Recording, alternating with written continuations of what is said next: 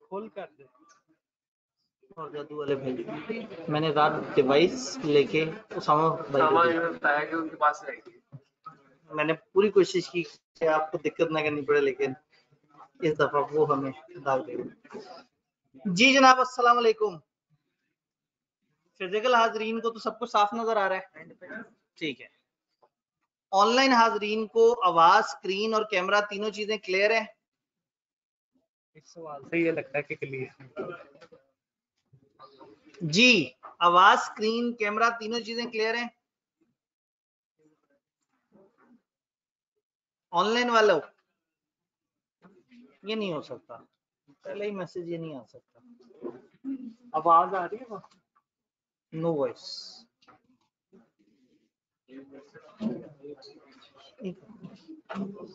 इसके मसले तो नहीं।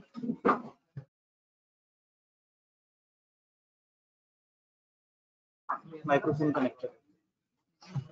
जी ऑनलाइन हजरात, आवाज, स्क्रीन, कैमरा तीनों चीजें क्लियर है ऑनलाइन वाले भाई? यस, आखिरकार हमें यस का मैसेज आ गया, ठीक हो गया। कल बड़ा मजेदार सा टॉपिक हमने शुरू किया था, आज लगता है नीचे नाका लगा हुआ है। तो अवाम, अभी कल तो मैं अवाम को देख के खुश हो रहा था कि फाइनली मतलब इस कमरे को मतलब हाँ वो वाले नहीं आए होंगे, या शायद वही बैठे हुए हो। जी मैं इतनी जल्दी नहीं मान सकता कि पोस्ट वाले हिम्मत हार गए, ये प्री वाले ठंडे बच्चे होते हैं, पोस्ट वालों में एक एनर्जी होती है। अगर मुझे ऑप्शन मिले ना कि सिर्फ एक ही तरह की क्लास पढ़ानी है तो मैं पोस्ट रिजल्ट पढ़ाऊं, क्योंकि उसमें बच्चा पहले दिन से सीरियस होता है। प्री वाला बच्चा तो 1.5 महीने तक तो सोचता रहता है कि क्या मैंने जो पेपर उठाए हैं वो सही भी उठाए हैं या नहीं उठाए। तो ये बड़े मसलो मसाइल है। उसके बाद जब वो सीरियस होता है, टीचर बहुत ही सीरियस हुआ होता है, तब तक वो फिर बस टीचर आगे भागा, वो टीचर की वो प्रीवियस रिकॉर्डिंग सुनता सुनता वो क्लास जो उसने लाइव में एडमिशन लिया था उसको रिकॉर्डेड क्लास बना के अटेंड कर रहा होता है। अब जब रिकॉर्डेड क्लास होता है तो टीचर को फॉरवर्ड करना भी आसान हो जाता है। टीचर को डबल रफ्तार पे चलाया, ज्यादा बोर किया, उसने थोड़ा सा आगे कर दिया कि फालतू बातें कर रहा है, बीच बीच में उसने कोई काम की बात की होगी वो भी गई। हमारे साथ फिर कम होता है, कम बड़ा जुल्म होता है। स्टेप 1 टीचर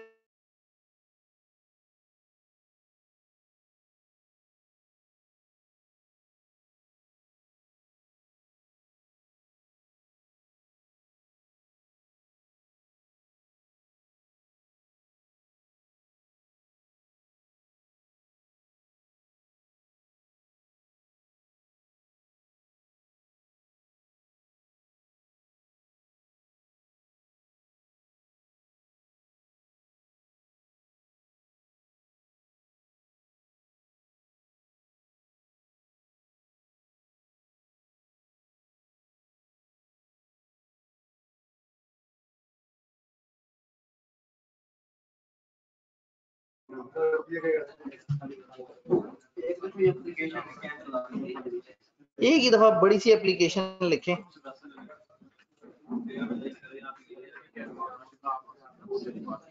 जी क्या अभी आवाज, स्क्रीन, कैमरा क्लियर आ रहे हैं? आवाज, स्क्रीन, कैमरा क्लियर है?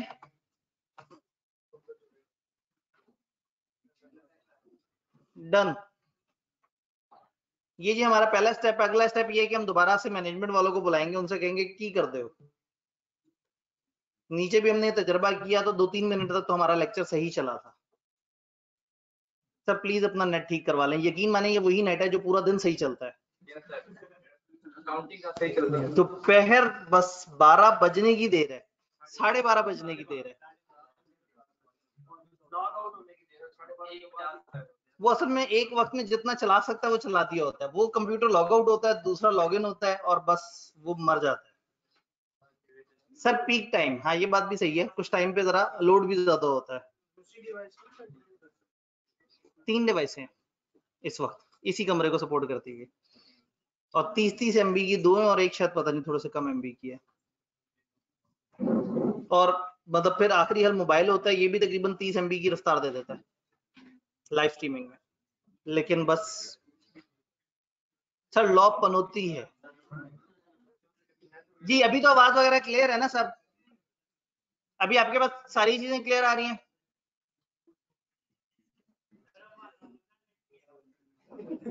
जी ऑनलाइन वालों सब कुछ सही है, इनको सही आवाज आ रही है, हमारे अपने पास मौजूद। वही बात है कि यहाँ के नेट का मसला है, क्योंकि इस वक्त मैं मोबाइल पे हूँ। ठीक हो गया जी, अल्लाह खैर करे। अभी भी नहीं हुआ तो फिर इंतजामिया को जोर से हम याद करेंगे। हम लोगों ने पढ़ा था ट्रांसफरी का कॉन्सेप्ट और हमने पढ़ा था माइनर का कॉन्सेप्ट। दो मासूम से कॉन्सेप्ट पढ़े थे, ज्यादा पढ़ा नहीं था कल, लेकिन आप लोगों ने कोशिश की कि ज्यादा पढ़ा ही ना जा सके। ट्रांसफरी वो शख्स था जिसको एक बंदे ने अपना हिस्सा, टोटल हिस्सा, प्रॉफिट एंड एसेट्स उठा के ट्रांसफर कर दिया। वो शख्स पार्टनर है जिसने अपना हिस्सा ट्रांसफर किया है, और ये शख्स जिसको ट्रांसफर किया गया इसको फिलहाल प्रॉफिट का हिस्सा मिलता रहेगा, और जब ये फर्म बंद होगी तब एसेट का हिस्सा भी मिल जाएगा। या दूसरी ऑप्शन ये है कि जिस पार्टनर का वो ट्रांसफरी है, जब वो पार्टनर छोड़ गया तो इसको हिस्सा मिल जाएगा। जब तक पार्टनरशिप चल रही है, ट्रांसफरी के पास कोई राइट नहीं है कि आके लड़े और कहे मुझे पैसे नहीं मिल रहे, मेरा हिस्सा दें, मेरा प्रॉफिट का हिस्सा दें। वो ये बात करेगा अपने रेलेवेंट उस बंदे से जो कि पार्टनर है, जिसने अपना शेयर ट्रांसफर किया। हाँ, जिस दम पार्टनरशिप खत्म हो गई वो आके केस कर सकता है, वो उस वक्त अकाउंट्स भी मांग सकता है। वो आके कह सकता है मुझे अकाउंट दिखाएं ताकि मैं देखूं कि मेरा शेयर आपने सही कैलकुलेट किया या नहीं किया। लेकिन पार्टनरशिप बंद होने से पहले पहले ना वो अकाउंट्स मांग सकता है, ना वो कंपनी के बिजनेस में, फर्म के बिजनेस में इंटरफेयर कर सकता है। बट अगर पार्टनर छोड़ गया या फर्म बंद हो रही है तो उस वक्त वो आके अपने राइट्स इस्तेमाल करके अपने एसेट उठा के ले जाएगा। ये शख्स पार्टनर नहीं है, इसको सिर्फ और सिर्फ शेयर ऑफ पार्टनरशिप गया है, और इसको हम पार्टनर नहीं कहते हालांकि इसके पास शेयर है। ये उन एक्सेप्शंस में था। फिर एक स्टेप आगे गए थे, उसमें हमने पढ़ा था माइनर के बारे में। हमने कहा था कभी कभी कुछ लोग बाहमी रजामंदी से सारे पार्टनर्स किसी माइनर को किसी भी वजह से बीच में ले आते हैं। हमने देखी थी दो वजह हो सकती है, एक एग्जिस्टिंग बंदा अपने बच्चे को बीच में इन करना चाहता हो, या एक बंदा मर जाए और उसका शेयर वापस ना कर रहे हो तो बाकी पार्टनर मिलके उसके बच्चे को पार्टनरशिप में ऐड कर लें कि चलो ठीक है तुम्हें बेनिफिट्स में ऐड कर लेते हैं। फॉर एनी रीजन अगर सारे पार्टनर्स ने आपस में इत्तेहाद करके एक बच्चे को पार्टनरशिप में शामिल कर लिया और उसको कहा तुम हमारे बेनिफिट्स के पार्टनर बन जाओ, तो जब तक वो बड़ा नहीं हो जाता उसको सिर्फ बेनिफिट्स मिलते रहेंगे। तो जिस साल प्रॉफिट होगा उस साल उसको प्रॉफिट का शेयर मिलेगा, जिस साल प्रॉफिट नहीं होगा उसको कुछ नहीं मिलेगा। लेकिन अगर लॉस होगा तो उससे लिया भी नहीं जा रहा होगा, यानी ज्यादा से ज्यादा उसको अगर मिलेगा तो वो प्रॉफिट मिलेगा या हौसला मिलेगा, नुकसान नहीं मिलेगा। जब वो 18 साल का हो जाए और उसे पता भी हो कि मैं यहाँ पे पार्टनरशिप में एडमिट हुआ हूं, तो उसको चाहिए कि 6 महीने में नोटिस दे दे। दूसरा केस ये हो सकता है कि उसको पता नहीं है जबकि वो 18 साल का हो चुका है, तो जब उसे पता लगे उसके 6 महीने के अंदर अंदर नोटिस दे दे, और नोटिस में पब्लिकली बताए, पब्लिकली अवाम को बताए। नॉर्मली अखबारी इश्तिहार देता है बंदा, अवाम को पब्लिकली बताए कि मैं इस पार्टनरशिप का पार्टनर बन रहा हूं।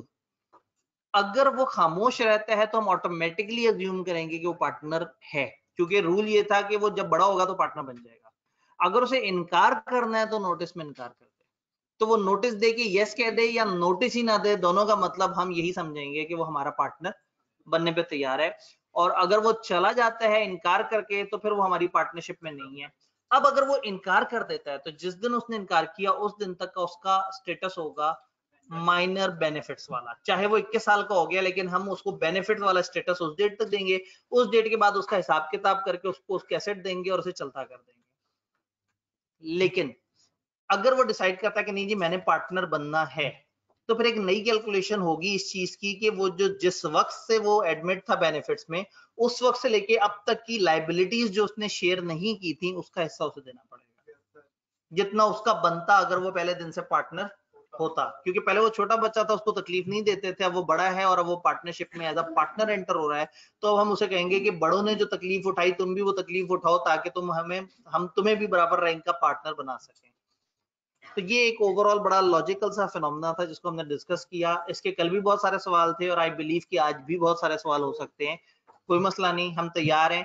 ट्रांसफरी पे मुझे बताइए, बल्कि ट्रांसफरी या जो माइनर वाला केस है, दोनों में कोई सवाल?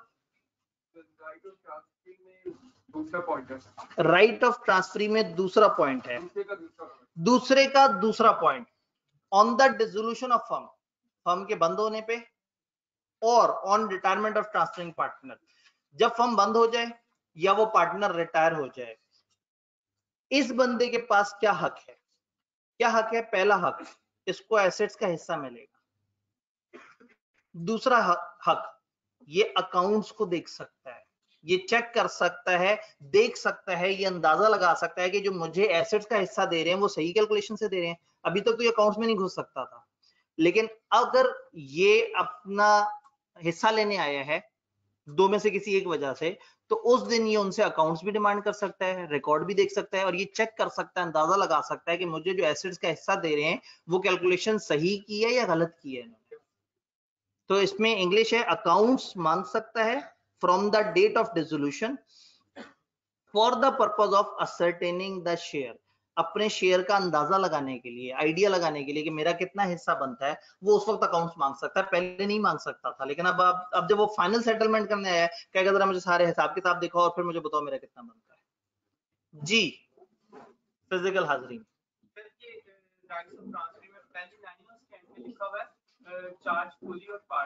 ठीक है, ठीक है, चार्ज को इग्नोर करें, मॉर्गेज और चार्ज को साइड पे करके पढ़ते हैं।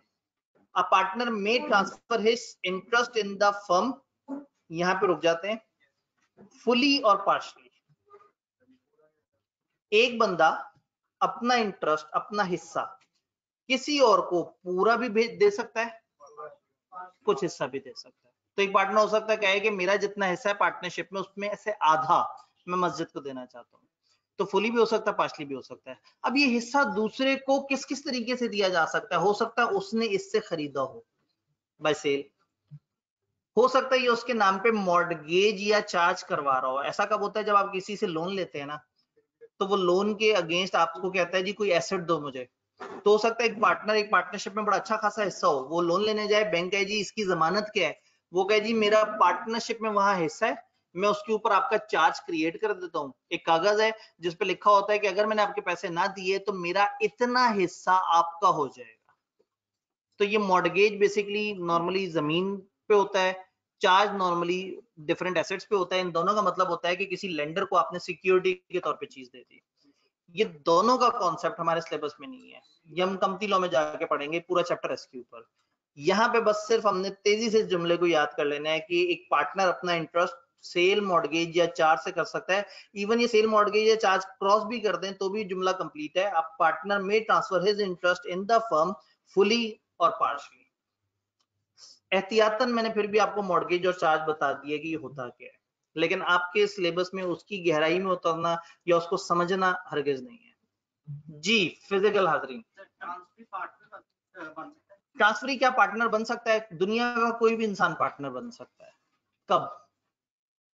जब सारे शेयर होल्डर मान जाए। तो ट्रांसफरी भी दुनिया के कोई एक शख्स की डेफिनेशन में, यानी ट्रांसफरी होना उसको कोई प्रिविलेज नहीं दे रहा। रूल यही है कि दुनिया का कोई भी शख्स अगर पार्टनर बनना चाहता है तो सारे पार्टनर मानेंगे तो पार्टनर बन जाएगा। तो ट्रांसफरी की भी कहानी यही है। वो अभी तक सिर्फ एसेट का हिस्सेदार है। अगर वो चाहता है पार्टनर बने, वो आएगा, सबसे बात करेगा, सब बैठेंगे मिलके कागज रिवाइज करेंगे और उसको पार्टनरशिप में अगर चाहेंगे तो शामिल कर लेंगे। जी फिजिकल हाजरीन, जी अगर माइनर है ट्रांसफरी तो माइनर पार्टनर नहीं बन सकता। तो हो सकता है आप उसे कहें यार एक काम करते हैं, एडमिटेड टू बेनिफिट्स कर लेते हैं। जी मेजोरिटी वाली लाइन की लास्ट, मेजोरिटी कौन सी वाली मेजोरिटी?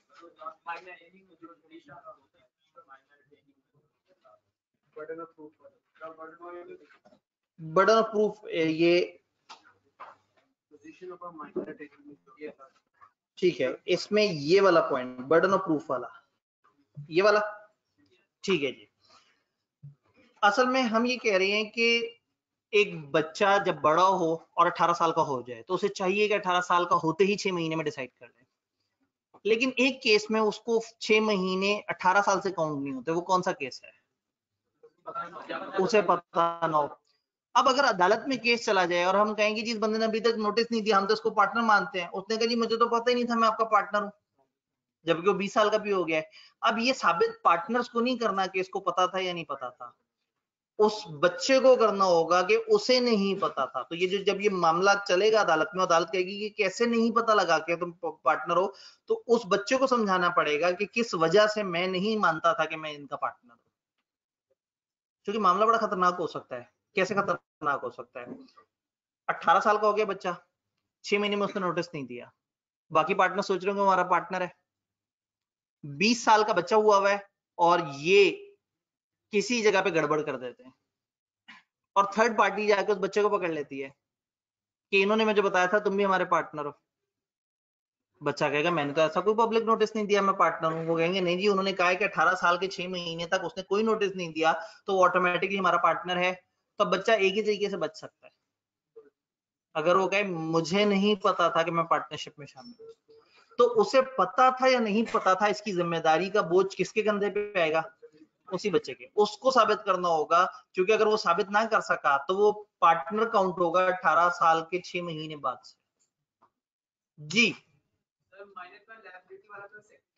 माइनर की लायबिलिटी का सेकंड पॉइंट, एक काम करता हूं मैं जरा इसको,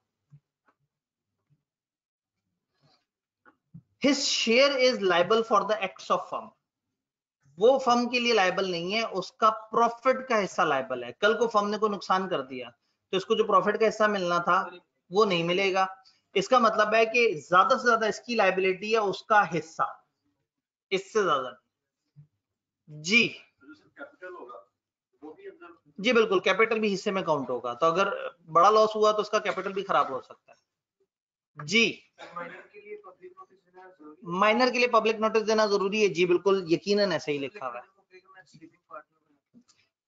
जब कानून ने कह दिया कि उसने पब्लिक नोटिस देना है तो पब्लिक नोटिस दे, और पब्लिक नोटिस दे के कहे मैं इनका पार्टनर बनना चाहता हूं, और बाद में इनसे आके कहे मेरा दिल करता है मैं स्लीपिंग पार्टनर बनूं, ये उसको एक दफा निकाल दें पार्टनरशिप से और फिर स्लीपिंग पार्टनर के तौर पे दोबारा शामिल कर लें। माइनर कभी भी स्लीपिंग पार्टनर के तौर पे एडमिट नहीं हो सकता, क्योंकि स्लीपिंग होता ही वो है जिसका पता ना हो, और ये तो पूरी दुनिया को बता के आ रहा है। तो साइलेंट हो सकता है, ये स्लीपिंग नहीं हो सकता। और अगर ये स्लीपिंग बनना चाहे एक दफा से निकालना पड़ेगा पार्टनरशिप से, फिर इसको नए सिरे से दोबारा से दाखिल करना पड़ेगा। हाँ, पब्लिक को फिर भी पता लग जाएगा। इसका मतलब है इसको जब निकलते हुए पब्लिक को नोटिस देना पड़ेगा मैं इनका पार्टनर नहीं रहा, फिर खामोशी से दोबारा दाखिल हो जाए। तो अगेन मतलब ये बहुत दूर की, हम वो ये है ना, रिमोट हो गया ये मामला। जी, एक माइनर है मर जाता है, एक माइनर है और वो जमाना है गैर बलूगत में ही इंतकाल कर जाता है। तो उसका क्या, अगर उसने तब तक गुनाह नहीं किए तो बख्शा जाएगा। ठीक है जी। भाई ने सवाल पूछा कि अगर एक माइनर है वो माइनॉरिटी में ही मर जाता है तब क्या होगा? असल में बहैसियत माइनर उसको जो हिस्सा मिल रहा था, अगर वो मर गया तब वो ऑप्शन तो बची ही नहीं कि वो पार्टनर बन सके। उस दिन समझा जाएगा जैसे पार्टनर रिटायर हो जाता है ना, तो समझा जाएगा वो रिटायर हो गया, उसका हिस्सा उसके उन वाली वर्सा को मिलेगा जो कि गवर्नमेंट के कानून के मुताबिक उसके वाली वर्सा कहलाएंगे। ठीक है जी। तो माइनर अगर मर गया तो वो जन्नत में जाएगा या नहीं, ये डिपेंड करता है कि वो किस एज में मरा। जी, एक माइनर है उसको हमने सोच कहा होगा कि इतना प्रॉफिट मिलेगा, एक माइनर को हमने कह दिया इसको इतना प्रॉफिट मिला करेगा, पार्टनर बनेगा पब्लिक नोटिस के बाद तो उसको उतना प्रॉफिट मिलेगा, ये ज्यादा उतना ही मिलेगा। आप गौर से देखें तो किताब इन अल्फाज को बयान कर रही है, गौर से देखें। उन्होंने लिखा है कि जिस दिन वो पार्टनर बनेगा उसको वही हिस्सा मिलेगा जो उसके साथ तय हुआ था। जी, अगर ज्यादा करना चाहे बैठ के बात कर लें, यानी जब तक बैठ के नई बातचीत ना हो ना, कॉमन रूल्स हमारे सामने लिखे हुए हैं। उन्होंने कहा उसको वही हिस्सा मिलेगा जो बचपन में उससे तय हुआ था, उतने ही हिस्से का पार्टनर बन जाएगा। अब फर्क ये है कि वो लायबिलिटी का भी पार्टनर है, और अनलेस कागज पे कुछ और नहीं लिखा वो लॉसेस भी उतना ही हिस्सेदार होगा जितना प्रॉफिट का हिस्सेदार। जी, सवाल।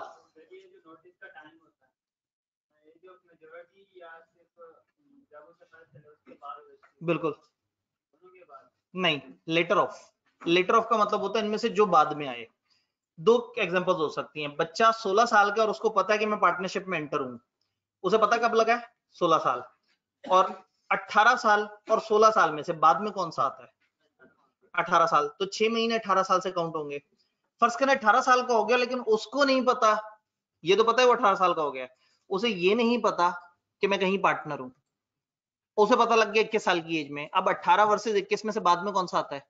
21। तो आसान सा रूल है, उसको पता बाद में लगे या वो 18 साल का बाद में हो, इनमें से जो भी चीज बाद में होगी ना, वहां से गिनती शुरू होगी 6 महीने की।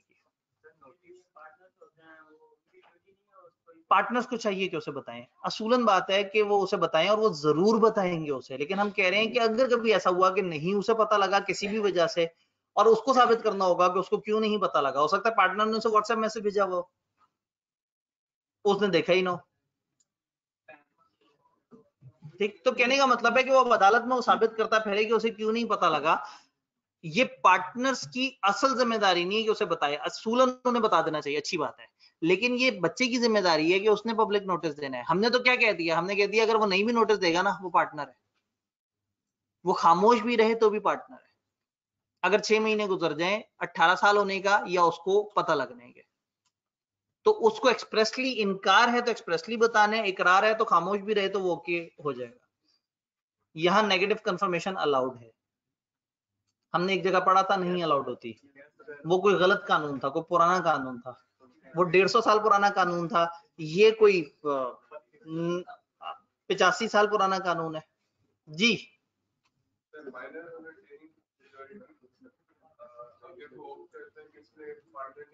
माइनर जब मेजर हो जाए और वो उस दिन ऑप्ट करे कि मैं पार्टनर नहीं बन रहा, अच्छा फिर नहीं, अगर वो डिसाइड करता है कि मैं पार्टनर नहीं बन रहा, तो किताब में जुमला लिखा हुआ है उसका status of minor admitted to benefit उस दिन तक काउंट होगा जिस दिन उसने इनकार कर दिया। तो वो बेनिफिट्स का ही पार्टनर काउंट होगा और उसके बाद अपना हिस्सा लेके निकल जाएगा, उसको लाइबिलिटीज का शेयर नहीं मिलेगा। बट अगर उसने कह दिया कि मैं पार्टनर बनना चाहता हूं, फिर उसे लाइबिलिटीज का शेयर मिलेगा। जी जनाब। जी, जब वो छोड़ के जा रहा है या जब उसको हिस्सा मिलेगा, क्या वो गुडविल का हिस्सेदार होगा? अगर वो एक पार्टनर है और उसके साथ एक शेयर तय हुआ है, तो सारे एसेट्स का हिस्सेदार है, और सारे एसेट्स में प्रॉपर्टी ऑफ द फर्म आती है, प्रॉपर्टी ऑफ द फर्म में गुडविल भी आती है, तो वो गुडविल का भी उतने हिस्सेदार है जितना कोई और पार्टनर। जी, सामने के तमाम जबरदस्ती वाले सवाल। माइनर 16 साल का हुआ तो बड़ों ने उसे बता दिया कि तुम हमारे पास पार्टनर हो, तो अब अगेन बर्डन ऑफ प्रूफ किसके ऊपर है? तो माइनर अगर अदालत में जाके कहेगा जी मैं तो बस भूल गया, मुझे तो नहीं पता लगा, तो कहें चलो तुम छोटे थे भूल गए, जब 18 साल की हुए मतलब तुम्हारे अकाउंट में पैसे आते रहे, मतलब तुम्हें टॉफियां लोग भिजवा रहे हैं, तुम्हें पैसे भिजवा रहे हैं, तुम्हें नोटू आ रहे हैं, तुम्हें यही नहीं पता लग रहा कि ये कहां से आ रहे हैं, मतलब ये कौन इतना मेहरबान हो गया एक बच्चे के ऊपर। तो बच्चा इतना तो थोड़ा सा समझ रखे कि ये जो पैसा आ रहा है ये क्यों आ रहा है। अगर ये किसी वजह से आ रहा है तो बहुत अच्छी बात है, और ये अगर बगैर वजह के आ रहा है तो बहुत खतरनाक बात है। हो सकता है जरदारी वगैरह के कोई पैसे हो जो वहां पे पार्क हो रहे हो सकता है किसी सियासतदान की बहन के पैसे वहां पे पड़े हुए हो, किसी सियासतदान के बच्चों के पैसे वहां पे पड़े हुए हो, तो भाई ये बड़ी खतरनाक बात है। ये बेनामी बड़ी डेंजरस चीज है। आपके अकाउंट में एम पैसे आ जाए और आप मुस्कुरा के पी जाए, कल को कहीं भी फंस जाना है आपने। जी, अब जो अनसाउंड माइंड होगा तो अनसाउंड माइंड का एक रखवाला होगा, कोई ना कोई केयर टेकर होगा, वो फंसता है।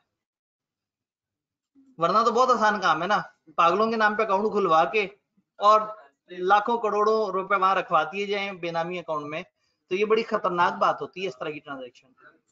जी सवाल। जी, अगर माइनर का कोई गार्डियन हो तो उसकी एज ऑफ मेजोरिटी हम जानेंगे ये वाले भाई से, कितनी होती है? मतलब मास्क उन्होंने लगाया हुआ और सारे बोल बोल के बता रहे हैं जैसे सबने मास्क लगाया हुआ और पता ही ना लग रहा हो।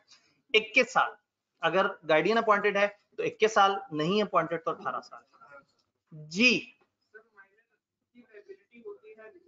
माइनर की लायबिलिटी होती है लिमिटेड, खूबसूरत जुमला है। और सर अगर फ्यूचर में कोई लॉस वगैरह पहले गेन करते ही बाद में माइनर बोल देता है कि यार मैं भी आप लोगों के सामने आना, ठीक हो गया, तो सर वो उस लिमिटेड लायबिलिटी के अंडर वो लॉसेस बेयर करेगा अनलिमिटेड? जब उसने पार्टनर बनने का डिसाइड करना है ना कि मैं पार्टनर हूं, तो फिर उसे वो सारे दुख सहने होंगे जो सबने सहे हैं, तो वो माइनस वाले जो मामला आता है ना वो भी उसके जिम्मे पड़ेंगे। इसीलिए तो उसको ये हक हासिल है कि उस दिन आए अकाउंट्स देखे, डिटेल से देखे और 6 महीने के अंदर फैसला करे कि वो पार्टनर बनना चाहते हैं या नहीं। वो देखेगा फ्यूचर में फायदे कितने हैं, पास्ट में नुकसान कितने हैं, एक रफ सा अंदाजा लगा के एक प्रूडेंट डिसीजन लेगा। पास्ट ईयर के प्रॉफिट मिलते रहे थे उसे। इसको जो शेयर तय हुआ था, जो पहले तय हुआ था, अभी भी वही है, तो इसको उतना ही मिलता रहा है जितना इसका हक था। लेकिन जो लॉस है वो इसको नहीं शेयर होता रहा। हक तो ये था कि वो भी से शेयर होता, बाकी ने इसके से का लॉस बर्दाश्त किया। अब ये बड़ा होके क्या मैं पार्टनर भी बनना चाहता हूँ, तो फिर वो कहेंगे कि ठीक है, फिर पार्टनर बनने के लिए आपको भी वो तकलीफें सहनी पड़ेंगी जो हमने सही है। भाई एक बच्चा वो कहे मैंने नाम के साथ एसीए लगाना है, तकलीफों से गुजरना पड़ेगा, चोटें खानी पड़ेंगी, मारे सहनी पड़ेंगी, पढ़ना पड़ेगा, मुशक्कत उठानी पड़ेगी। तो अब अगेन वही बात है, एक बच्चा बड़ा होके कहे जी मैंने ये वाला स्टेटस चाहिए, तो फिर वो बड़े जिनके पास ऑलरेडी वो स्टेटस है वो कहेंगे बेटा पहले उतनी मेहनत तो करो, पहले उस दिक्कत से होके तो आओ। तो जब भी आपको माइनर का मेजर बनने वाला पॉइंट समझ ना आ रहा हो, तो आपने समझना है कि वो बच्चा कह रहा है कि मैं नाम के साथ सीए लगाना चाहता हूँ, तो सीए लगाने का अगर फायदा उसे चाहिए तो फिर वो जो तकलीफें हैं वो भी सहनी पड़ेंगी। अभी तो आपको तकलीफों का अंदाजा ही नहीं है, आप लोग बहुत शुरू में, अभी तो आप सिर्फ सुनते हैं, आपको अभी एक फलसफा सा लगता है, फैंटेसी है। इर्द गिर्द बहुत सारे लोग नजर आते हैं ना जिनके पेपर रहते हैं, कहते हैं यार कैसे अजीब से लोग हैं, इनके पेपर पता नहीं क्यों रह जाते हैं। तो अभी तकलीफें आगे आनी है, बी रेडी। मजे की बात है बहुत अच्छे से अच्छे लाइक बच्चे भी यहाँ पे कई दफा एक आध पेपर बिला वजह रह जाता है। इसलिए नहीं कि वो नालायक होते हैं, इसलिए कि उनकी कंपेटिबिलिटी नहीं होती। कई दफा हर सब्जेक्ट का अपना मिजाज है। अब लॉ है, इसका एक अलग मिजाज है, अकाउंटिंग है, उसकी एक अलग दुनिया चल रही है। बहुत अच्छा मैथ वाला बच्चा अकाउंटिंग में जरूरी नहीं कि चले, तो इसमें दिक्कत है। सीए के अंदर मैं एक बात बता दूं, अगर आप में से कोई इंटेलिजेंट है तो ये जहन में रखे कि इंटेलिजेंस से ज्यादा यहाँ हार्डवर्क काम आती है। मेहनत वाला बंदा बहरहाल सीए में आगे चला जाता है। जो बहुत लायक होता है वो कम पढ़ता है, और कई दफा वो कम पढ़ने की वजह से नहीं पास कर पाता, और उस बंदे को अपने ऊपर कॉन्फिडेंस इतना होता है कि वो डिमोटिवेट होकर सीए से भाग जाता है। जो मेहनती बंदा है ना, उसे पता है कि अच्छा नहीं हुआ कोई बात नहीं, मैं मेहनत करके दोबारा ट्राई करूंगा, हो जाएगा। तो मेहनत वाली चीज कभी भी नहीं छोड़नी, अकलमंद जितने मर्जी भी हो आप। यहाँ मेहनत ज्यादा काम आती है। एक ही चीज को बार बार, एक एक सवाल को 3-3 दफा करने वाला बंदा ज्यादा आसानी से पास कर रहा होता है। तो यहाँ थोड़ा सा ना मतलब ये फील्ड आपको मेहनती ज्यादा बना देती है, स्ट्रगल करने की आदत डाल देती है। माइनर ट्रांसफरी कोई जेन्युइन सवाल?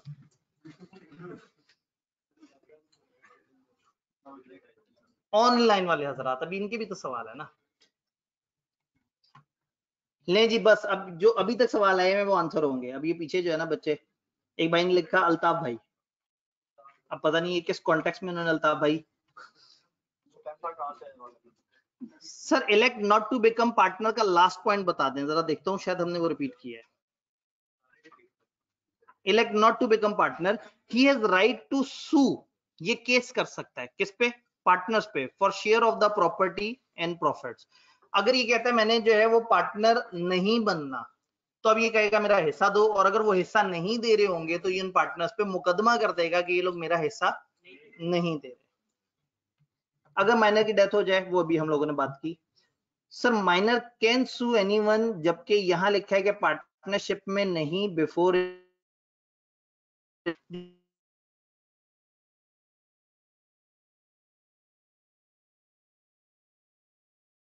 ये बताया है कि अगर वो पार्टनर नहीं बनता तो वो इस तरह से केस कर सकता है।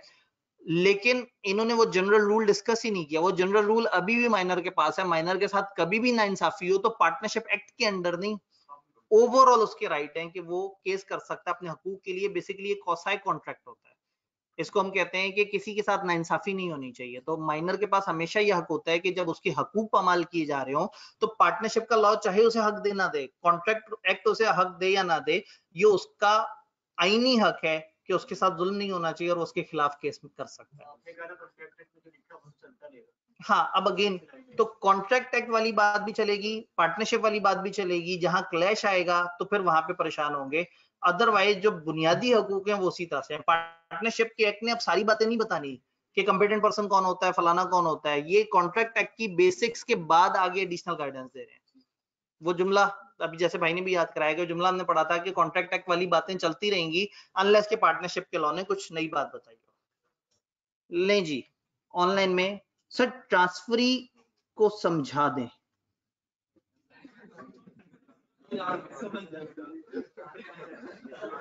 ये जो है ना, ये कंफर्म जो है ना, ये लेक्चर से भागा हुआ बच्चा है। भाईजान ऐसे ना करें, ये ट्रांसफरी के ऊपर तो बहुत लंबी चौड़ी बात हुई और आज नहीं, हम 2-3 दिन पहले से बात करते आ रहे हैं। ठीक है जी। और सर मॉर्गेज और चार्ज फुली पार्शली, ठीक है, वो वाली बात हम लोगों ने एक और भाई के सवाल में कर दी थी। Sir can he sue the firm later on if record doesn't match the assets he receive? अगर उसको एसेट जो मिले और बाद में पता लगा रिकॉर्ड के मुताबिक कम मिले उसे, तो क्या वो केस कर सकता है? यस, उसका हक है कि उसके साथ धोखा हुआ है, वो केस करके मजीद एसेट मांग सकता है जब उन्होंने उसके साथ नाइंसाफी की। सर जब माइनर पार्टनर बनेगा तो टाइम स्पेन उससे मिलेगा, जो टाइम स्पेन उससे मिलेगा सोचने के लिए, either he want to be a partner और नॉट टू, उस ड्यूरेशन में हम डिटेल अकाउंट्स उसे प्रोवाइड करेंगे नहीं। जब तक वो फाइनल डिसीजन नहीं ना देता तब तक हम उसे माइनर ही काउंट कर रहे हैं, हालांकि वो बड़ा हो गया है। जिस वक्त वो फाइनल डिसीजन देगा कि हाँ मैं बनना चाहता हूँ या नहीं बनना चाहता हूँ, फिर तो पार्टनर बन गया, अब हर चीज ओपन हो गई। नहीं बनना चाहता तो हम उसके साथ वो अकाउंट शेयर करेंगे जो कि हिस्से की कैलकुलेशन के लिए होंगे और वो उसके अंदर कोई भी चीज डिमांड कर सकता है। पेज नंबर 66 की सेकंड लास्ट लाइन, सामने वाली लाइन में से वो कौन सी है? पेज 66 पे सेकंड लास्ट लाइन, इस पेज की भी सेकंड लास्ट लाइन है। His share is not liable. His share is not liable for any act of firm after the date of public notice. उसने 22 तारीख को कहा मैंने पार्टनर नहीं बनना, 23 तारीख को पार्टनरशिप ने किसी के साथ एग्रीमेंट कर लिया, इसका कोई कसूर नहीं होगा। इसने जब कह दिया कि मैं पार्टनर नहीं बन रहा, तो बाद के होने वाले किसी भी वाक्य, किसी भी लॉस, किसी भी चीज का ये जिम्मेदार नहीं और ना इसका हिस्सा जिम्मेदार है। उनको 5 दिन बाद लाखों करोड़ों का नुकसान हो जाए, इसके हिस्से से नहीं मांग सकते। इसने जिस दिन नोटिस दिया था उस दिन जो हिस्सा बनता था इसको वो मिलेगा, इसके इनकार के बाद होने वाले मामलात की जिम्मेदारी इसकी नहीं है। डिसेबिलिटी का सेकंड पॉइंट आई गेस ये पहले एक भाई ने पूछा था, नहीं, ये पार्टनर्स पे प्रॉफिट या प्रॉपर्टी एसेट्स के लिए केस नहीं कर सकता। कब तक नहीं कर सकता? जब तक कि उस पुराने मामले में है। जिस दिन वो कहता है मैंने डिस्कनेक्ट करना है या जिस दिन वो कहता है मैंने पार्टनर बनना है, दोनों सूरतों में उसके पास ये राइट आ जाएगा कि वो केस कर सकता है। नॉर्मली वो केस करता ही तब है जब कहता है कि जी मुझे आपके साथ नहीं रहना, मुझे मेरा हिस्सा दे। और जब हिस्सा देने की बात आती है तो फिर वहां पे जरा नॉर्मली झगड़े होते हैं। पैसा आपको पता है अच्छी चीज नहीं होती। वही सवाल रिपीट हो रहे हैं।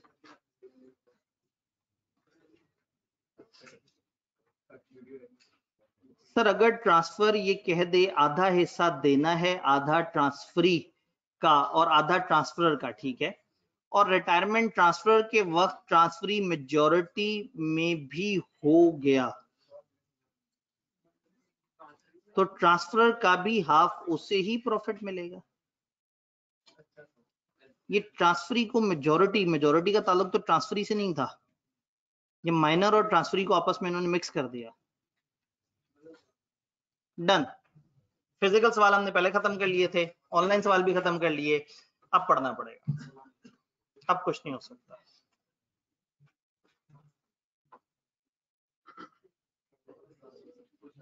इस चैप्टर में जो चीज सबसे ज्यादा दफा आई वो हमने पढ़ ली, रह क्या गया चैप्टर में, खत्म करते हैं, अगला शुरू करें। चैप्टर का नाम बहुत खूबसूरत है। पिछले चैप्टर में हमने पार्टनर्स के आपस के राइट्स पढ़े थे, इसमें हम पढ़ रहे हैं पार्टनर्स और थर्ड पार्टीज का आपस में क्या मामला है।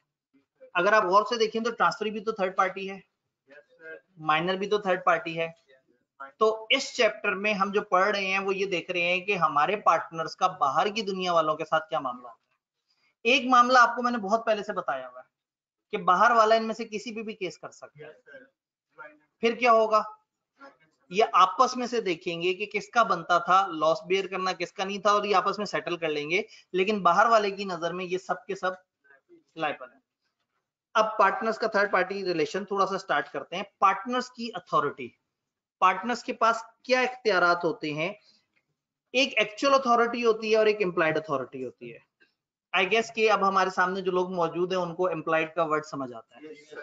एक्चुअल अथॉरिटी तो वो होगी जो कागज पे लिखी होगी, सबको पता है ये पार्टनर्स हैं, पार्टनर्स ये काम करेंगे, एग्रीमेंट में लिखा हुआ है, यानी कि जो चीज उनके एग्रीमेंट के मुताबिक स्पेसिफिकली डिफाइंड है उसको एक्चुअल अथॉरिटी कहते हैं। अगर मैं इसको एक्सप्रेस लिखना चाहूं तो कुछ गलत नहीं है। एक्सप्रेस अथॉरिटी ऐसी अथॉरिटी जो वाज़ेह तरीके से कि हाँ भाई ये इस पार्टनर की अथॉरिटी है। फिर हम बात करेंगे इंप्लाइड अथॉरिटी की। एक काम करते हैं, इसे गायब कर देता हूं। इंप्लाइड अथॉरिटी, इंप्लाइड का मतलब क्या होता है? जो समझी जाएगी। ये जो पार्टनर्स हैं, इन ये दो दो तरह का इनका रिलेशन है। एक तो ये ओनर भी हैं बिजनेस के, दूसरा एजेंट भी है बिजनेस के। तो सोच के बताएं, अगर तीन चार पार्टनर्स मिलकर एक पार्टनरशिप चला रहे हैं, तो मैं एक आम आदमी हूं, मुझे नहीं पता कि इन्होंने कागज पे क्या लिखा हुआ है। मुझे ये पता है कि ये चार दोस्त हैं, ये पार्टनर है, ये बिजनेस इनका है। तो वो बिजनेस चलाने के लिए क्या क्या कर सकते होंगे, वो लोग क्या इख्तियारात होंगे उनके पास? सारे भाई कम पार्टनरशिप फर्म के वो मालिक हैं, वो चार बंदे एक दूसरे के एजेंट भी हैं। तो अब बिजनेस चलाने के लिए वो क्या क्या कर सकते होंगे, एक बिजनेस चलने के लिए क्या क्या करना होता है? वो कॉन्ट्रैक्ट्स कर सकते होंगे, हर जायज काम कर सकते होंगे। ये बात ध्यान में रखनी है, लीगल चीज ही हम डिस्कस कर रहे हैं इन सारे चैप्टर्स में। हर जायज काम कर सकते हैं, एम्प्लॉइज रख सकते हैं, लोन ले सकते हैं बैंक से फर्म के लिए, जो सही है वो कर सकते हैं। बिजनेस बिजनेस की प्रॉपर्टी, बिजनेस के लिए कोई एसेट्स वगैरह खरीद सकते हैं और दूसरों के बिहाफ पे डील कर सकते हैं, इन्वेस्टमेंट्स कर सकते हैं, क्लाइंट से डील कर सकते हैं, कॉन्ट्रैक्ट्स तय कर सकते हैं। अजान नहीं, ठीक है, नहीं अजान हल्की सी आवाज आती है, अजान ब्रेक कर लेते हैं।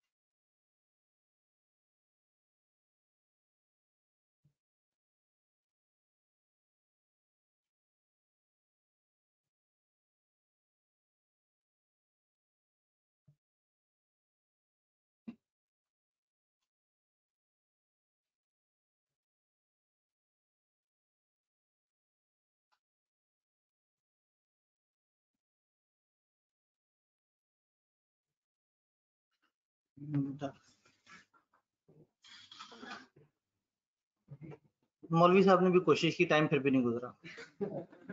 अब तो पढ़ना पड़ेगा। ले जी, पार्टनरशिप में आप बता रहे थे कि पार्टनर्स क्या क्या कर सकते हैं और आपने तकरीबन सारी चीजें बता दी।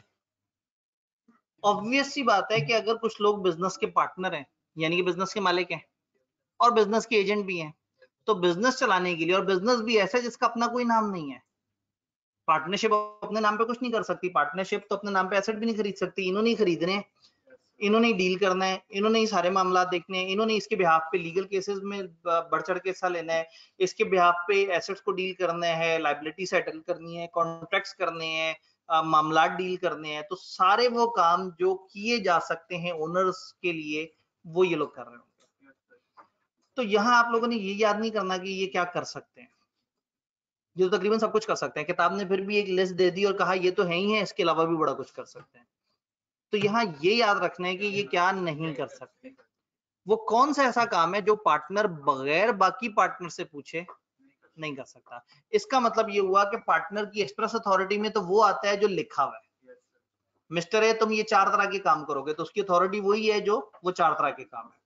अगर हम कहेंगे उसकी इंप्लाइड अथॉरिटी, तो हम कहेंगे हर वो काम जो एक ओनर ऑफ द बिजनेस अपने बिजनेस के वसीदर मफाद में कर सकता है, वो ये कर सकता है, सिवाय एक लिस्ट ऑफ टास्क के।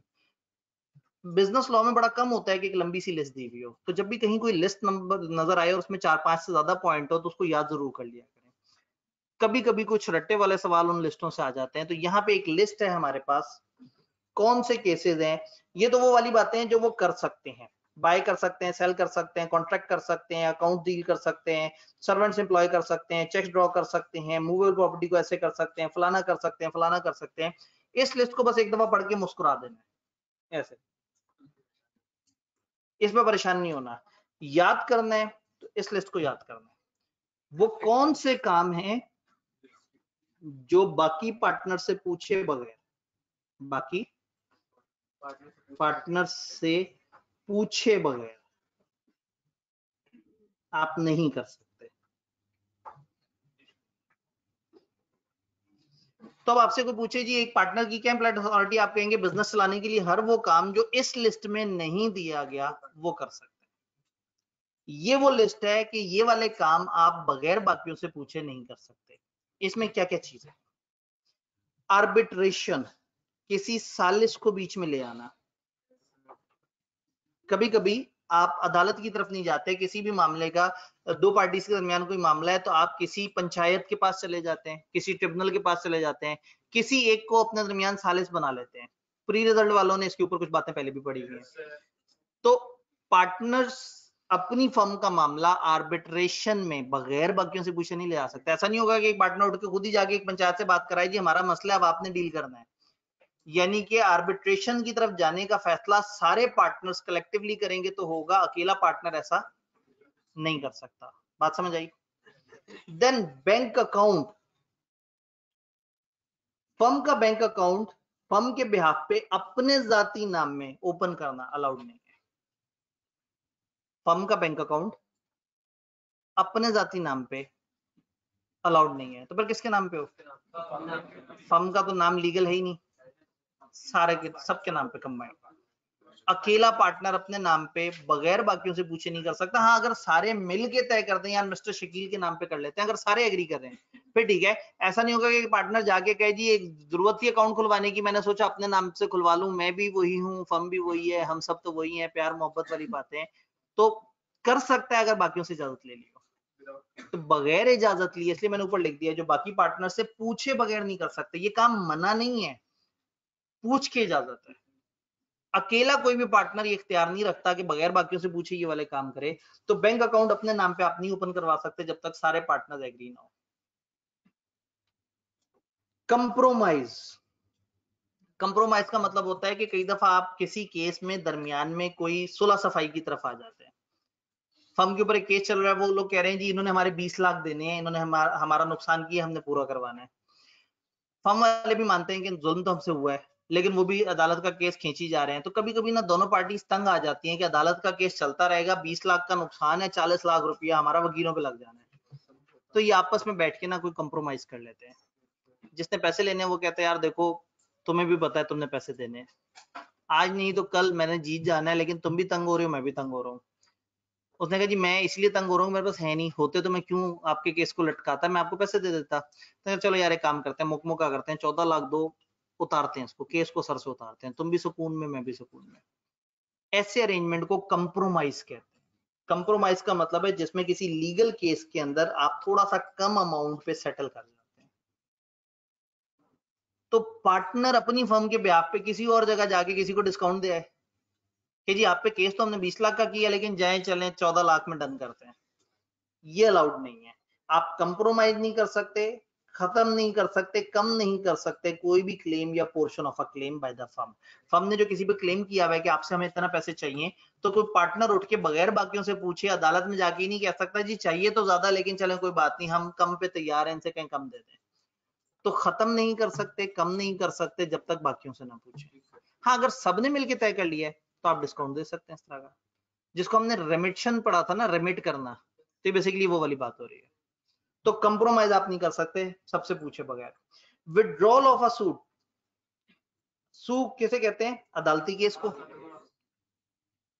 विड्रॉल वापस लेना, अदालत में केस चल रहा है और पार्टनर बैठ के सोच रहे हैं चलो इस केस में हम जीत जाएंगे, इतनी रिकवरी होगी, अचानक से एक पार्टनर की अदालत में, उसने कहा जी मैं उन सबका पार्टनर हूं, मैं सोच रहा हूँ केस वापस ले लूं। तो बगैर बाकियों की इजाजत के कोई अकेला पार्टनर जाके केस वापस नहीं ले सकता। लाइबिलिटी एक्सेप्टेंस, किसी जगह आप कोई लाइबिलिटी एडमिट नहीं करेंगे जब तक कि बाकी पार्टनर्स तैयार नहीं है। अदालत में उन्होंने आपको कहा कि जी देखें जी फलाना बंदे ने आप सारी फर्म पे इल्जाम लगाया है कि आप लोगों ने इनके 50 लाख रुपए देने हैं। बंदा पहुंचा हुआ एक वहां पे अपनी फर्म के ब्याह पे, उसने कहा हाँ जी वाकई पैसे तो देने हैं। ऐसे नहीं होगा, बगैर बाकियों से पूछे आपने किसी जगह पे कोई लाइबिलिटी एडमिट नहीं करनी, किसी लाइबिलिटी को ओके नहीं कर देना। अगर आप गौर से देखें तो ज्यादातर अदालती मामला है। फिर जी ओके कर दिया तो वो अथॉरिटी में नहीं आता था, वो माना नहीं जाएगा। एक्विजिशन, इमूवेबल प्रॉपर्टी, प्रॉपर्टी नहीं बोल रहा, इमूवेबल प्रॉपर्टी बोल रहा हूँ, वो क्या होती है, जमीन बिल्डिंग और इस तरह की चीजें। फर्म के बिहाफ पे आप एक इमूवेबल प्रॉपर्टी यानी कि जमीन बिल्डिंग वगैरह नहीं खरीद सकते जब तक कि सब ना मान जाए। मतलब फर्म के लिए आप एसेट खरीद सकते हैं, माइक खरीद सकते हैं, कंप्यूटर खरीद सकते हैं, लेकिन जमीन नहीं खरीद सकते, बिल्डिंग नहीं खरीद सकते। इमूवेबल एसेट आप सिर्फ सब पार्टनर्स की रजामंदी से खरीद सकते हैं, अकेला पार्टनर ये इख्तियार नहीं रखता। इसी तरह से इमूवेबल प्रॉपर्टी को ट्रांसफर करना, फर्म की प्रॉपर्टी किसी और को बेच देने का हक अकेले पार्टनर के पास नहीं है।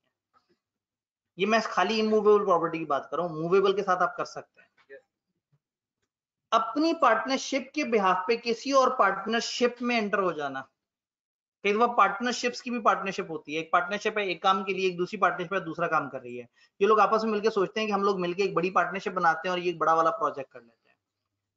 अब 4 पार्टनर में से एक बंदा वहां जाके कह दे कि हाँ जी हम सब आपके पार्टनर बनने के लिए तैयार हैं, जबकि बाकी पार्टनर से इसकी बात ना हुई हो, तो बगैर बाकियों से पूछे पार्टनरशिप में एंटर नहीं हुआ जा सकता। अपनी फर्म को किसी पार्टनरशिप में दाखिल नहीं करा सकते जब तक के सारे पार्टनर्स तैयार ना हो। तो अब आपसे अगर कोई पूछे इम्प्लॉयड अथॉरिटी क्या, आप कहेंगे हर वो काम जो ओनर्स ऑफ द बिजनेस करने के लिए लेजिटिमेट लीगल वे में कर सकते हैं वो उनकी अथॉरिटी है, सिवाय एक लिस्ट के जो काम बगैर बाकी पार्टनर से पूछे नहीं हो सकते।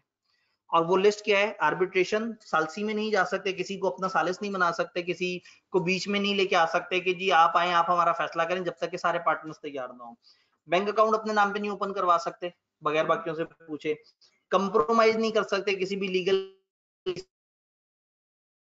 केस को विड्रॉ नहीं कर सकते, किसी भी जगह लाइबिलिटी एक्सेप्ट नहीं कर सकते, इमूवेबल कर सकते, किसी एक्सेप्ट प्रॉपर्टी नहीं खरीद सकते, ट्रांसफर नहीं कर सकते। ये सारी एक लिस्ट ऑफ थिंग्स है जो कि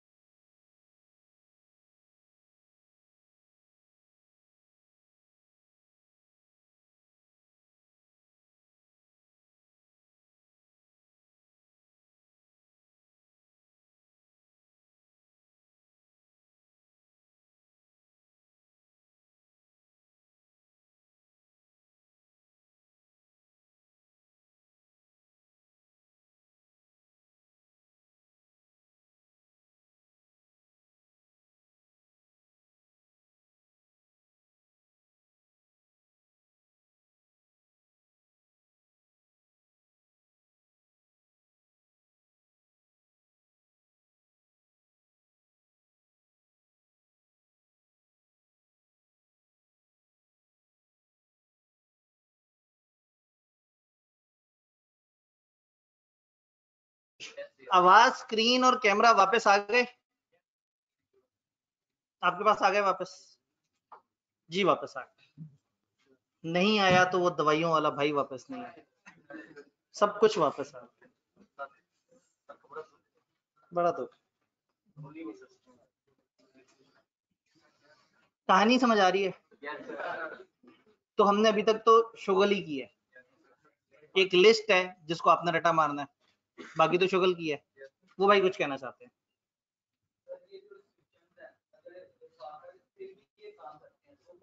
ये अगर रिस्ट्रिक्शन और पार्टनर फिर भी ये काम करे, बाकी पार्टनर्स उसकी जिम्मेदारी नहीं लेंगे, वो वाला पार्टनर जिसने जानते बूझते लॉ को फॉलो नहीं किया वो पर्सनली लायबल होगा उस हरकत के लिए। अब अगेन वही वाली बात है ना कि जो पार्टनर कहे कि मुझे नहीं पता था कि ये रिस्ट्रिक्शन है, तो ये बात तो हम लोगों ने पहले पढ़ी हुई है कि इग्नोरेंस ऑफ लॉ तो एक्सक्यूज है ही नहीं, और इतनी कोई लंबी लिस्ट भी नहीं है। और पार्टनर्स अगर पार्टनरशिप चला रहे हैं तो कम से कम उन्हें पार्टनरशिप का कानून तो पता होना चाहिए। फिर भी अगर कोई पार्टनर ऐसा करे तो उसने जो काम किया वो हम अथॉरिटी में काउंट नहीं करेंगे, और जो अपनी पार्टनर अपनी अथॉरिटी से निकल के काम करेगा वो खुद जिम्मेदार होगा उन पार्टीज को जिस साथ उसने डील किया। पार्टनर्स उसके काम की जिम्मेदारी नहीं लेंगे। क्या चीज? जो थर्ड पार्टी है ना, थर्ड पार्टी का नुकसान हुआ, थर्ड पार्टी के साथ इसने डील किया और इसने अपनी अथॉरिटी से निकल के किया, वो थर्ड पार्टी जो किसी पार्टनरशिप से डील कर रही है उसे भी पता होना चाहिए था कि कौन से काम ये लोग नहीं कर सकते बगैर सबसे पूछे। तो उसको उन सबकी रजामंदी लेने के बाद उनसे जमीन खरीदनी या बेचनी चाहिए थी, फॉर एग्जाम्पल। जी ये भाई कुछ कह रहे थे? इवन देन जब लॉ ने एक लिस्ट दे दी है ना कि जी ये वाला काम आप नहीं कर सकते, तो बस फिर हमें फॉलो करना है। जी बात समझ आई? अथॉरिटी समझ आ रही है? कुछ और रिस्ट्रिक्शंस भी हो सकती हैं। एक तो हमने कह दिया ना, लॉ ने एक रिस्ट्रिक्शन लगा दी कि ये वाली चीजें आपको मना है। कभी पार्टनरशिप डीड में भी ऐसा हो सकता है कि आप डीड में लिख दें कि ये 3 काम कोई पार्टनर नहीं करेगा जब तक सारे रजामंद ना हो। भाई एक तो लिस्ट लॉ ने बता दी, लॉ ने कह दिया ये 7-8 तरह के काम है जो आप बगैर बाकियों से पूछ नहीं कर सकते। आप चाहें तो अपने पार्टनरशिप एग्रीमेंट में भी कोई एडिशनल रिस्ट्रिक्शन लगा दें इनके अलावा भी। हम में से कोई तक नहीं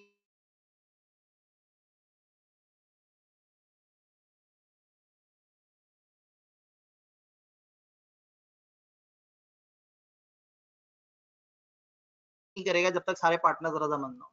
फॉर एग्जांपल आप कह सकते हैं किसी बंदे को एम्प्लॉय हायर नहीं करेंगे जब तक सारे राजी ना हो। आपस में आपने पार्टनरशिप डीड में, तो पार्टनरशिप डीड जो है वो वैलिड होगी, और ये तब वैलिड होगी जब फर्म से जो लोग डील कर रहे हैं उनको पता हो कि आपकी डील होना तो सीधा लिखा है वो तो नहीं सबको पता होगा। पार्टनरशिप पार्टनर पे थर्ड पार्टी कर रही है तो थर्ड पार्टी को कोई नुकसान नहीं होगा, नुकसान इन्हीं को होगा। बट अगर उन केसेस में कोई केस हो तो थर्ड पार्टी को भी नुकसान हो जाएगा। तो इसका मतलब है कि कुछ एडिशनल रिस्ट्रिक्शन डीड में भी लगा सकते हैं कि हाँ भाई ये वाला काम आप नहीं करेंगे। Clear? Partner authority in an emergency, ये मैं आपको नहीं बताऊंगा। अगर इमरजेंसी आ जाए तो एक बंदा जो अपने काम को लेके जितना सीरियस था और जो कुछ कर सकता था वो अपने फर्म के बिजनेस को बचाने के लिए हर वो काम कर सकता है जो कि एक नॉर्मल इंसान अपने बिजनेस को बचाने के लिए करे। तो अगर इमरजेंसी आ जाए और पार्टनर की जिम्मेदारी नहीं भी है और फिर भी वो अदा कर देता है इमरजेंसी में फर्म को बचाने के लिए, तो वो वैलिड है। जैसे वो सामान जो बहरी जहाज से आ रहा था या वो छोटी सी कश्ती से आ रहा था और उस पर डूब गया था, तो अगेन मतलब हमारे दरमियान पोस्ट वाले लोग भी मौजूद हैं, अगर कभी भी कोई इमरजेंसी हो और उस इमरजेंसी में कोई भी पार्टनर इमरजेंसी से बचाने के लिए, फॉर एग्जांपल पार्टनर ने जिम्मेदारियां डिफाइन की हुई थी कि ये पार्टनर एसेट्स को डील किया करेगा, ये पार्टनर अकाउंट्स को डील किया करेगा, एसेट एक बिल्डिंग से दूसरी बिल्डिंग में अगर मूव होना है तो सिर्फ एक ही पार्टनर कर सकता है।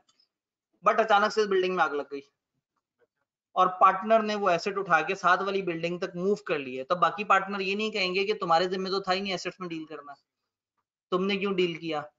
तो कानून ये कहता है कि इमरजेंसी में अगर एक बंदा अच्छी नीयत से कोई भी ऐसा काम करता है जो चाहे उसकी जिम्मेदारी में भी नहीं था, अगर वो साबित हो जाता है कि उसने इन गुड कॉज की है, अच्छाई के लिए की है, अपनी फर्म को बचाने के लिए की है, तो वो ओके है। अब partner has authority in an emergency to do all such acts, हर वो काम कर सकता है for protecting the firm from loss, firm को लॉस से बचाने के लिए हर वो काम कर सकता है। कैसा काम? As would be done by a person, जैसा कि एक ऐसा बंदा करे जो कि ऑर्डिनरी प्रूडेंस रखता है, ऑर्डिनरी अकल शऊर रखता है, in his own case under similar situation. अगर इसके अपने घर में भी आग लगी होती तो भी इसने एसेट वहां से मूव किए होते। तो ये पार्टनरशिप को भी अगर अपना घर मानता था और पार्टनरशिप में भी अगर आग लग गई और उसने वहां से भी एसेट उसी तरह ट्रांसफर किए, अब इस दौरान अगर इससे कोई गलती हो गई तो इसको बख्श दिया जाएगा, क्योंकि इसने एक नॉर्मल अक्ल शऊर रखने वाला बंदा इमरजेंसी में जिस तरह से बचने की और बचाने की कोशिश करता है, अगर साबित हो जाए कि इसने वैसे ही कोशिश की है तो इसको फिर कोई नहीं पकड़ेगा। क्लियर? भाई का सवाल।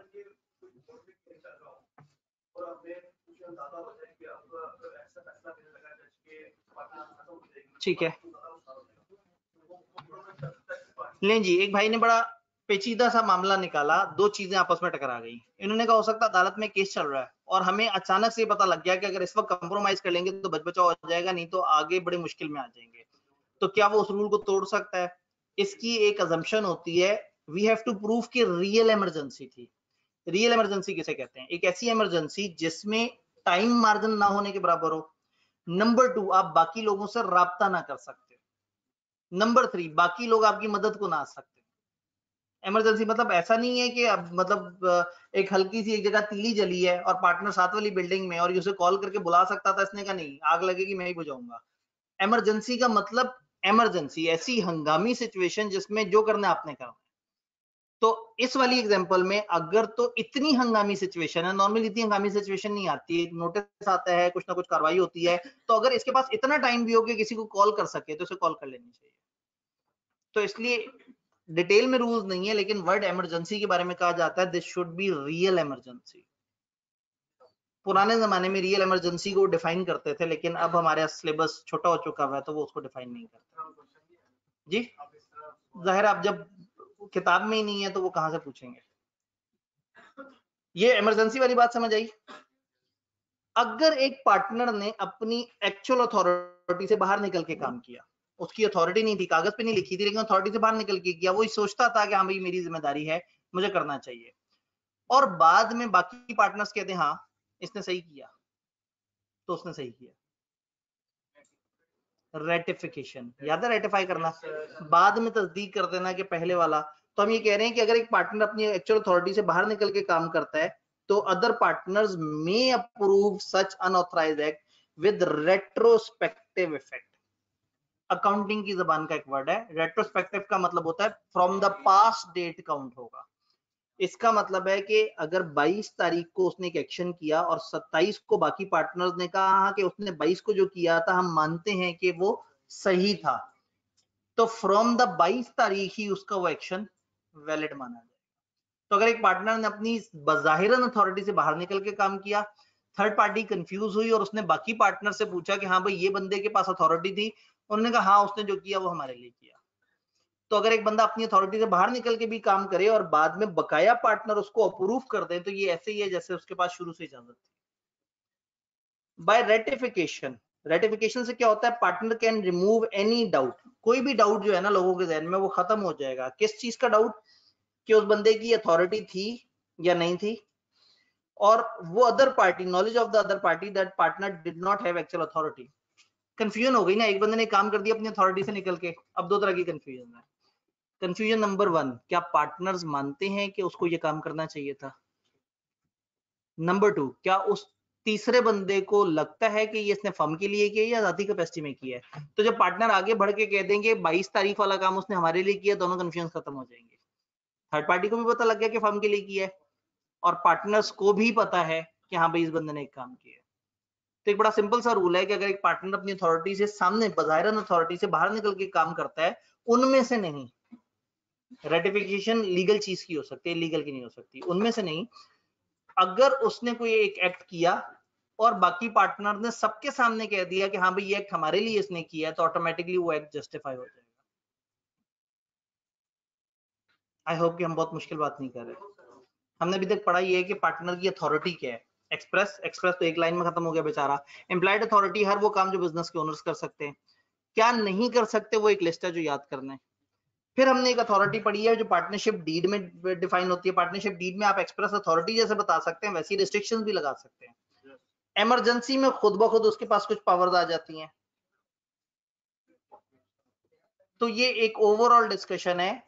एंड पे एक जुमला लिखा हुआ है, in order to bind a firm, किसी भी फर्म को आपने अगर बाइंड करना हो कि हाँ भाई वो आपके फैसले पे कायम हो, एन एक्ट डन और इंस्ट्रूमेंट एग्जीक्यूटेड, इंस्ट्रूमेंट वगैरह जैसे चेक शेक वगैरह दे दिया जाए, कोई भी काम किया जाए या कोई भी पेमेंट शेमेंट की जाए बाय अ पार्टनर और other person on behalf of firm shall be done or executed in firm's name or in manner implying an intention to bind the firm। इंतहाई पेचीदा सी लाइन जो इंतहाई आसान सी बात कर रही है। वो कह रहे हैं अगर किसी ने पार्टनरशिप के नाम पे कुछ करना है तो वो बताए कि वो पार्टनरशिप के नाम पे कर रहा है। क्योंकि देखिए ना, एक इंसान का एक एक्ट है वो उसका अपना एक्ट कहलाएगा, और एक एक्ट है जो एक्ट ऑफ द फर्म कहलाएगा। याद है हमने बिल्कुल पहले दिन डिस्कशन की थी। तो उसे कहना होगा उसे कहना होगा कि ये जो मैं काम कर रहा हूं ये मैं अपनी फर्म की कैपेसिटी में कर रहा हूं और इस चीज की जिम्मेदारी मेरी फर्म लेगी।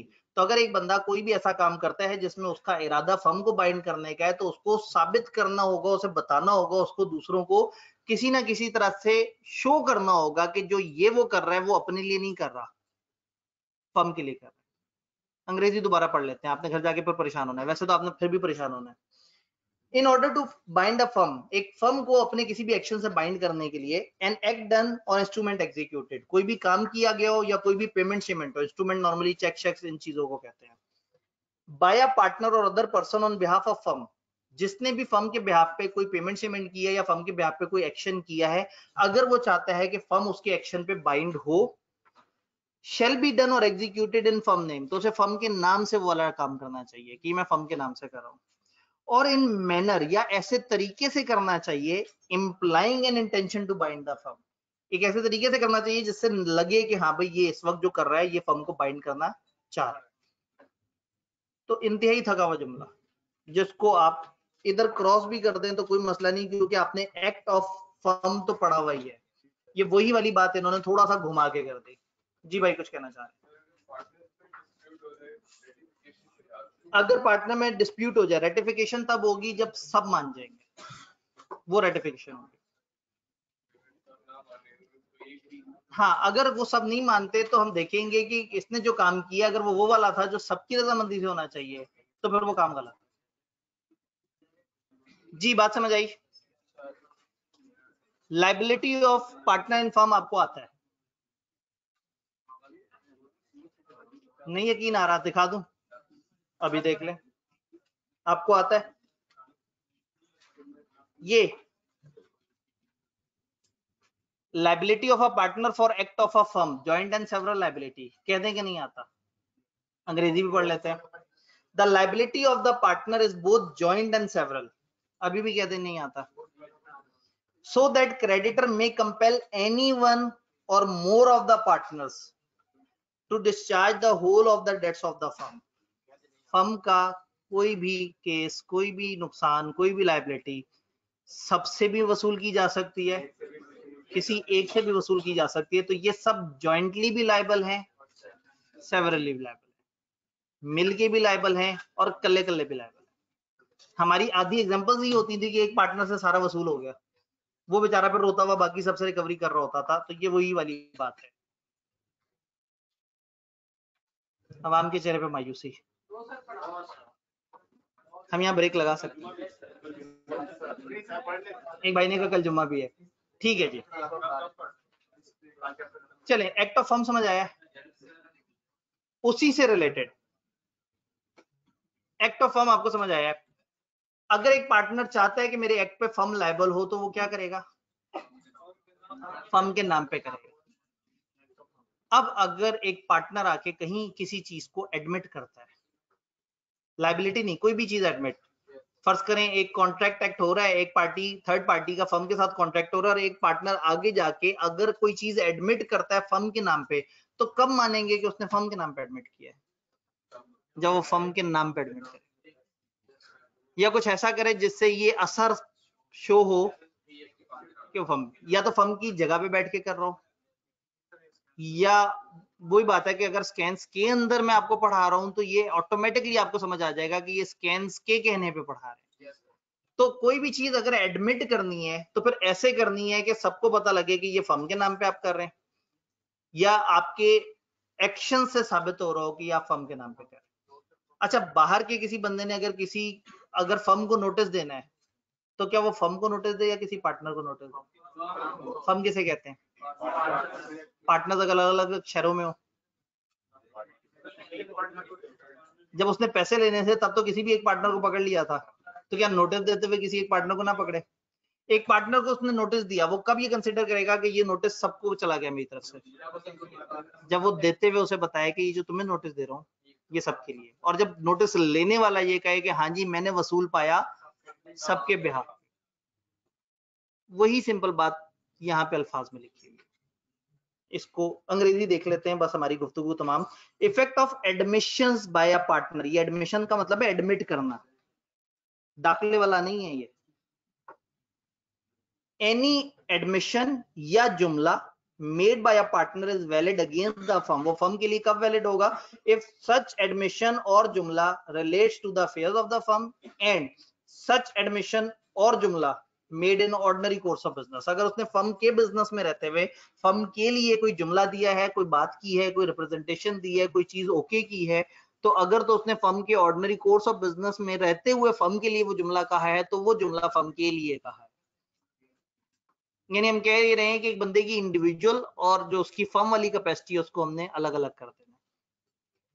Effect of notice to an active partner, any notice to a partner operate as a notice to the firm. Partner को भेजा गया नोटिस, फर्म को भेजा गया नोटिस कंसिडर होगा अगर फॉलोइंग कंडीशन मीट हो जाए। कौन सी है? ये नोटिस फर्म के अफेयर से रिलेटेड होना चाहिए। भाई एक बंदे ने दूसरे को नोटिस भेजा कि तुम्हारा टैक्स ड्यू है जरा जमा करा दो, तो ये फर्म से तो नहीं रिलेट करता ना। हाँ, उसको नोटिस दिया तुम्हारी फर्म का टैक्स ड्यू है, आप फर्म से रिलेट करता है। नंबर 2, वर्किंग पार्टनर को दिया, स्लीपिंग पार्टनर को नोटिस नहीं दिया, उसको नोटिस दिया जिसके बारे में सबको पता है कि ये है पार्टनर।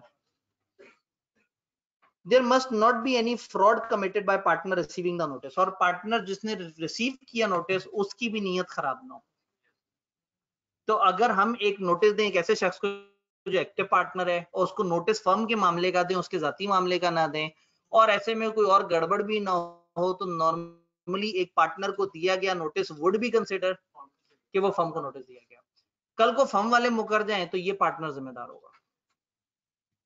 तो ये बहुत ही जेनेरिक सी डिस्कशन है जिसमें उन्होंने बताया है कि कब आप फर्म के लिए जिम्मेदार हैं और कब फर्म के लिए जिम्मेदार नहीं है। तीनों कंडीशन जी। अब अगेन वही बात है कि स्लीपिंग का पता ही तो नोटिस कैसे जाएगा, और अगर उसे पता था तो फिर वो स्लीपिंग किस बात का हुआ? तो इसका मतलब है कि उसने एम ही अपनी तरफ से किसी बंदे को नोटिस दे दिया जो कि उसको भी नहीं पता था कि पार्टनर है। तो एक्टिव पार्टनर को नोटिस देना है, फर्म के मामले का नोटिस देना है, और इस इरादे से नोटिस देना है कि ये नोटिस फर्म के लिए दिया जा रहा है। डन। आज हमने थोड़ी सी खुश्क बातें पढ़ी, लेकिन बहरहाल एक ही तरह की बात बार बार रिपीट हो रही थी, तो मेरे ख्याल में 2 सफ़े बन गए या 1.5 सफ़ा बना? दिखाएं जरा किताब। 1.5 सफ़ा, बस इतना सा।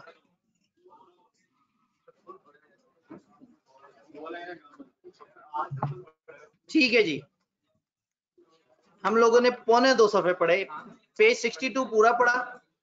पेज 63 में liability of a partner for act of a firm तक हमने पढ़ा। नीचे के 2 पैरा मैंने आपको नहीं बताया और मैंने बताने भी नहीं है, वो आपको बताया।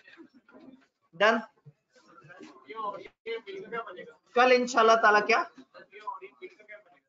गवर्नमेंट अनाउंस कर रही है, मेरे तक अभी ऐसी खबर नहीं पहुंची, जब करने लगी होगी तो देख लेंगे।